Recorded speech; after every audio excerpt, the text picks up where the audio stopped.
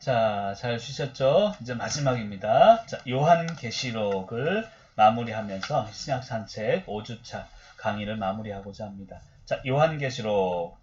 자, 교재는 55쪽이고요. 요한계시록. 한마디로 볼지어다. 구름 타고 우리 주님 오실 것입니다. 라고 설명할 수 있고요. 사실 요한계시록에 대해서 많은 오해와 많은 오류들이 있습니다. 왜 그런가 하면 요한계시록은 굉장히 상징적이고 은유적인 메타포라고 하는데요. 은유로 표현되어 있기 때문입니다. 그래서 사람들이 이것을 해석할 때 세상의 종말을 해석하기도 하고요. 적그리스도 666 이게 바코드다. 이런 얘기들을 많이 하기도 합니다. 근데 여러분 먼저 제 결론을 말씀드리면 요한계시록은요. 종말에 관한 책이 아닙니다. 요한계시록은 소망에 관한 책임을 여러분들 믿으시길 바랍니다. 요한계시록 하면 무서워 종말 이게 아니라 소망이구나. 이것을 머리에 딱 염두에 두고 한번 따라오시길 바랍니다. 55쪽 읽으면서 같이 나갑니다. 요한계시록은 그리스도의 재림이라는 주제로 신약 성경을 마감합니다. 창세기가 성경의 서론적인 책이라면 요한계시록은 결론에 해당하는 책인데 아까도 설명했지만 성경의 결론은 종말이 아닙니다. 새로운 소망이다라는 것을 믿으시길 바라는데요. 여기서 우리가 염두에 두어야 요한계시록 읽으면서 중요한 주제들이 있습니다. 첫 번째는 이걸 염두에 두면서 읽으라는 거예요. 예수님은 약속한 대로 그대로 오시는 것인가? 두 번째로 예수님은 어디로 가셨고 무엇을 하기 위해 가셨는가? 세 번째는 예수님은 왜 즉시 오시지 않는가? 지금 그냥 오시면 좋을 텐데 이런 고민을 하라는 것이죠. 네 번째로 교회의 끝은 어떻게 될 것인가? 다섯 번째, 그렇다면 우리가 살고 있는 이 세상의 끝은 어떻게 될 것인가? 여섯 번째, 이 세상이 끝나면 어떤 세상이 열리게 될 것인가? 마지막 일곱 번째, 역사의 종말과 영원한 세상을 믿는 사람들은 어떻게 살아가야 하는 것인가? 이것을 염두에 두시고 주제로 삼고 읽어보시길 바랍니다. 자, 요한계시록 개관을 살펴보면 저자는 사도 요한복음을 저술했죠. 요한서신, 요한 1, 2, 3서, 또 요한계시록까지 이제 저자가 사도 요한입니다. 장소는 유배지 반모섬에서 환상을 보고 기록한 것으로 알려져 있고요. AD 95년에서 96년에 기록이 되어 있습니다. 특징은요. 당시 네로의 박해가 있었습니다. 네로가 AD 64에서 68년까지 지배를 하게 되는데 그때 바울이 죽습니다. 순교하죠. 베드로가 또 순교를 하게 되는데 로마에 또 화재가 생깁니다. 로마의 대화재가 일어나는데 네로 황제가 이것을 기독교인의 탓으로 돌리게 되죠. 그래서 기독교인 박해가 시작되게 되는데요. 그 네로가 죽고 나서 네로 다음에 나오는 사람이 도미티안 황제인데 그 도미티안 황제 때 쓰여진 책이 요한계시록이죠. 이러한 로마의 박해 때문에 배교하는 사람들이 늘어나기 시작합니다. 예수님을 버리고 다시 유대교로 간다든지 기독교를 버리는 사람들이 생기게 되는데 이러한 배교의 위험에 처해 있는 성도들에게 용기를 주기 위해서 쓴 책이 요한계시록이라는 것입니다. 근데 우리는 자꾸 이것을 종말이다, 적그리스도와 연관해서 이단들이 특히 요한계시록을 계속 이용해서 두려움을 심어주게 되는데요. 그것은 잘못된 성서 해석입니다. 그리스도의 재림이 임박했음을 알리기 위해서 예수 그리스도 재림이 무엇입니까? 이건 잔칫날이죠. 기쁨이죠.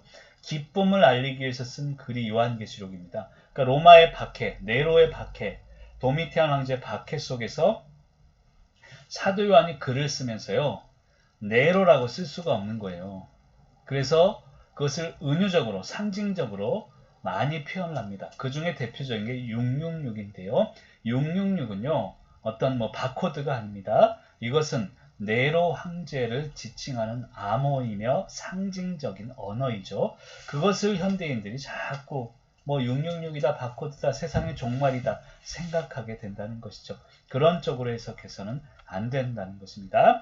요한계시록은 기쁨과 소망을 나타내기 위한 것이다. 로마의 박해에서 이제 우리는 벗어나서 새로운 세상이 열릴 것이다. 이것을 쓴 글이 바로 요한계시록이라는 것입니다. 자, 요한계시록의 큰 숲을 살펴보겠습니다. 요한계시록은 참 큰 특징이 하나가 있는데요. 거기 55쪽 밑에 큰 숲 그 도표를 보시면 서론과 결론이 똑같아요. 이게 가장 큰 구조적인 특징입니다. 그러니까 한마디로 서론과 결론의 통일성을 이룬다는 것이죠. 도표를 보시면 알 수 있습니다. 서론 1장 1절과 22장 6절 이하에 보면 하나님이 종들에게 보이시 천사를 보내요. 이게 1장에 나온 건데요. 22장에도 똑같이 나와 있다는 거예요. 그 다음 반드시 속히 일어날 일 1장 1절에 22장 6절에도 반드시 속히 되어질 일 똑같이 일어난다. 이 예언의 말씀 22장 1장 22장 때가 가까웠다. 요한은 자기가 본 것 다 증언했다. 이 지키는 자들은 복이 있다. 이것이 또 똑같이 있습니다. 보라 구름을 타고 오시리라. 재림에 대한 것도 1장과 22장 똑같은 구조가 일어나는 게 참 특이한 그런 구조다라고 이야기할 수 있고요. 이 요한계시록에는 4개의 큰 환상이 있습니다. 이제 56쪽으로 갑니다.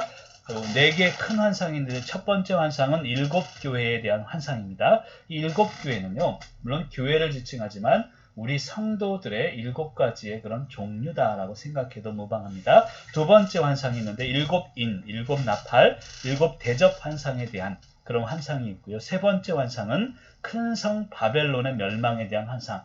이 바벨론이 누구냐면 바로 로마 제국을 의미합니다. 그 당시에 박해가 있었기 때문에 사도 요한이 글을 쓰면서 로마가 멸망할 것이다. 이렇게 쓰다가는 자기도 죽고 이 글도 읽혀질 수가 없기 때문에 로마 제국을 큰 성 바벨론이라고 설명했다는 것이죠. 그게 상징이며 은유입니다. 그래서 두 번째 환상과 세 번째 환상은 세상에 대한 심판이며 교회의 승리를 이야기합니다. 네 번째 환상은 거룩한 성 새 예루살렘에 대한 이 교회에 대한 앞으로의 소망을 나타내고 있습니다. 이 환상을 4가지로 이제 구분해서 좀 살펴볼게요. 자, 첫 번째 환상이 있습니다. 7교회 환상인데요. 7교회가 나오죠. 에서보두 사빌라. 그래서 저희는 그렇게 외웠었는데 에베소 교회에 대해서 이야기하기를 여러 가지 것은 여러분 구체적으로 한번 읽어보시길 바라고요. 에베소 교회를 칭찬하고 책망도 했지만 첫사랑을 버린 교회로 알려져 있죠. 그래서 처음 사랑을 회복하라라는 권면을 듣는 교회죠.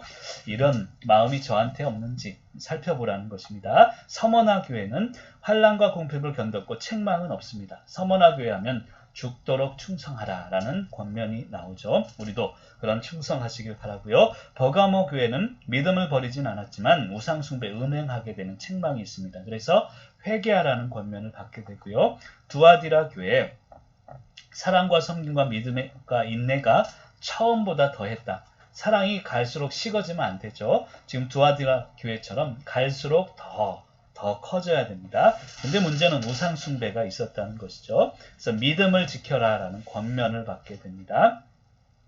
사대교회는 이 본받을 교회가 없습니다. 그래서 여러분 아마 대한민국의 교회 중에 사대교회가 있을까 한번 살펴보시기 바랍니다. 저는 아무도 없을 거라고 생각이 듭니다.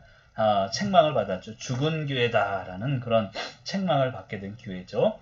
그 다음에 빌라델비아 교회는 많습니다. 믿음 안에서 견뎌냈다는 칭찬을 받고요. 책망받은 건 없어요. 그래서 빌라델비아 교회가 교회 명칭으로 많이 또 쓰이게 되죠.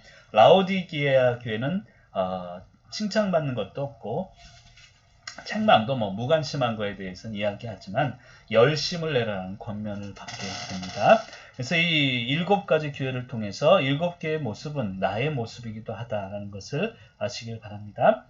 고린도전서 3장 16절에 보면 너희가 하나님의 성전인 것과 하나님의 성령이 너희 안에 계시는 것을 알지 못하느냐. 우리가 바로 교회라는 거예요. 성전이라는 것입니다. 그런 의미에서 보면 나에게 이런 7가지의 면이 있지 않나 한번 살펴보시기를 바랍니다. 자, 두 번째 환상. 그러니까 첫 번째 환상은 7개 교회에 대한 환상을 나타내고 있고 두 번째 환상은 7인의 환상인데 이것은 세상을 향한 심판을 이야기합니다.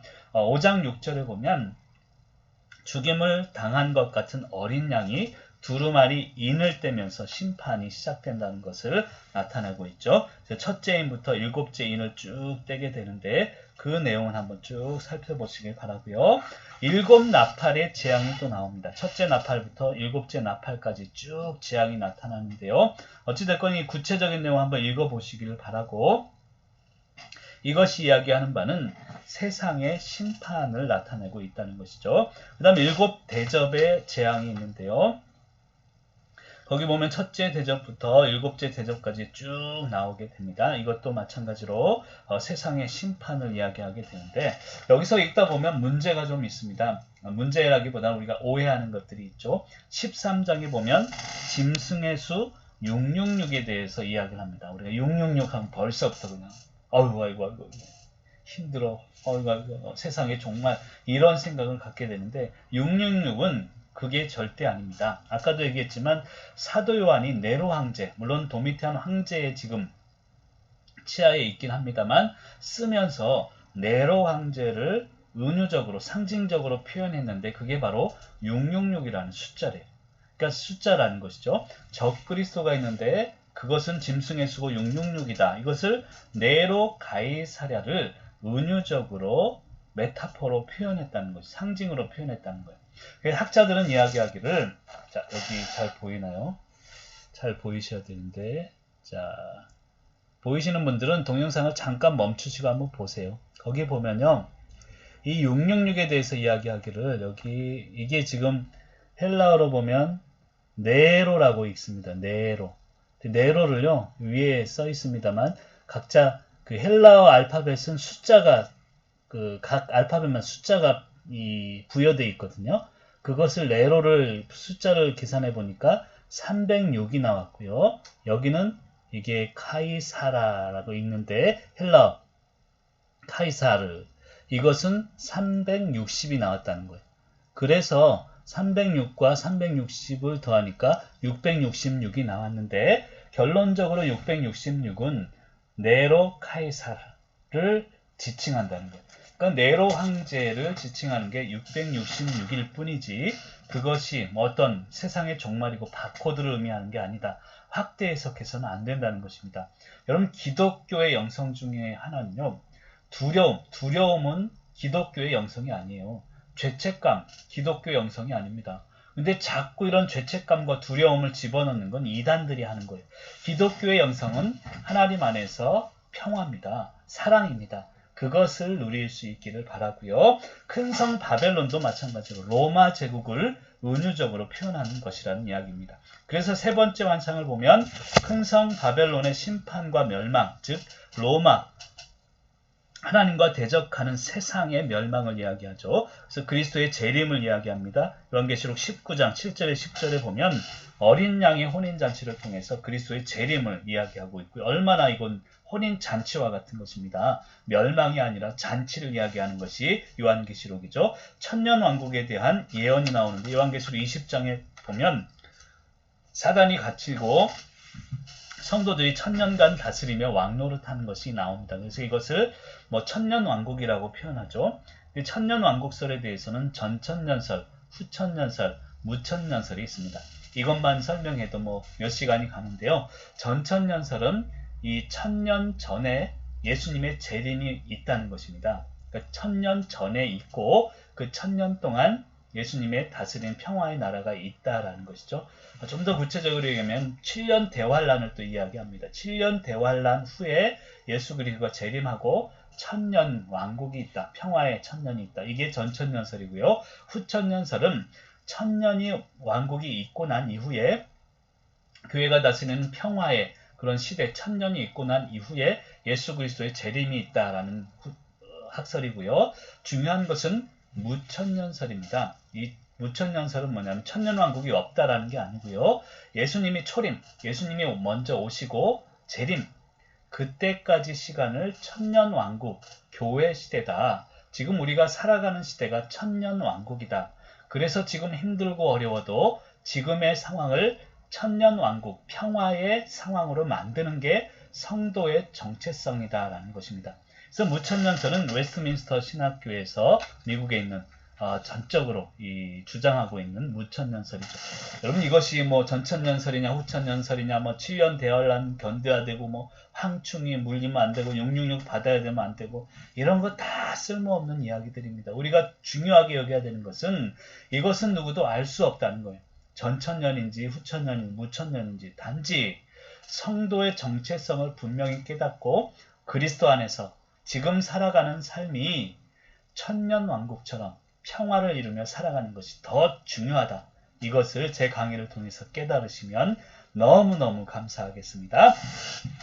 자, 그 다음에 네 번째 환상하고 있습니다. 네 번째 환상. 이제 새하늘과 새 땅과 새 예루살렘의 외형에 대해서 이야기를 하고요. 새 예루살렘의 재료, 금과 보석, 성곽 12보석, 12문 진주, 성은 정금으로 되어 있고 이런 재료에 대해서 이야기하면서 새 예루살렘에서의 생활, 새하늘과 새 땅, 새 예루살렘 이걸 가지고 신천지가 또 신천지로 이게 명칭을 삼고 있는데요. 아휴, 참 안타깝습니다. 어쨌든 새하늘과 새 땅, 하나님이 완성시킬 교회의 영광스러운 미래의 모습, 그 성도가 살아갈 하나님의 나라에 대해서 이야기하면서 21장 27절에 보면 오직 어린 양의 생명책에 기록된 자들만 들어가리라 라고 표현하고 있습니다. 자, 그 다음에 58조 이제 마지막 마무리하면서 끝내겠습니다. 같이 한번 읽으면 좋겠습니다. 성령님께서는 사람을 통하여 일하십니다. 예수 그리스도께서는 우리의 죄악들을 위해 희생제물로 자신을 드리는 일을 완수하셨습니다. 그리고 그분은 이제 하늘 보좌 우편에서 우리의 중보자로서 계속 그분의 일을 감당하고 계십니다. 이 사실은 그분이 성부 하나님 앞에서 우리 대신 말씀하고 계시다는 뜻을 의미합니다. 예수 그리스도께서 우리를 위하여 중보하고 계십니다. 지금도 그래요. 그리고 그리스도의 중보로 말미암아 우리 하나님께서 응답하십니다. 우리 하나님께서는 예수 그리스도 십자가를 통하여 우리에게 응답하여 주십니다. 그리고 그 모든 하나님의 뜻은 바로 성경 안에 있습니다. 이제 신약 산책은 끝났지만 여러분 자신의 성경을 향한 구체적인 여행이 또다시 시작되어야 합니다. 성경 안에 숨겨놓으신 보물들을 매일매일 찾으며 살아가시는 성도님 한 분 한 분이 되시기를 간절히 소망합니다. 요한계시록을 마지막으로 끝내면서 요한계시록은 절망의 책이 아닙니다. 멸망의 책이 아니라 새로움의 책이고 소망의 책입니다. 성도의 정체성도 마찬가지입니다. 우리는 육체는 죽음을 향해 나아가는 존재이지만 우리의 영은 생명을 향해 나아가는 존재가 성도의 정체성임을 믿으면서 지금 이 시간, 지금 내가 살아가는 내 상황이 천국이다. 이것을 믿으시길 바랍니다. 비록 고난이 있고 어려움이 있고 때로는 경제적인 문제가 있고 관계의 문제가 있어도요. 하나님이 우리에게 성도에게 원하시는 정체성은 지금을 천국으로 살아가라는 것입니다. 오늘이 천국입니다. 내가 살아가는 곳이 하늘나라입니다.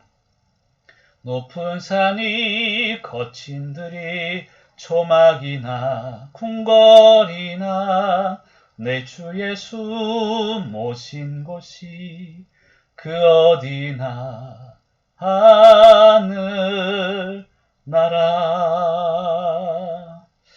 여러분 이 찬양을 끝으로 신약 산책을 마무리하도록 하겠습니다. 오늘도 어려움은 존재하지만 오늘을 천국으로 하늘나라로 사시며 성도의 정체성을 잊지 말고 승리하시는 한 분 한 분이 되시기를 간절히 소망하며 축복합니다. 저는 다음 강의 때 또 다른 강의로 찾아뵙도록 하겠습니다. 여러분 건강하시고 성도로서 늘 평안하시기를 간절히 축복합니다. 다음 강의 때 또 다른 강의로 찾아뵙겠습니다. 그때까지 건강하시고 샬롬.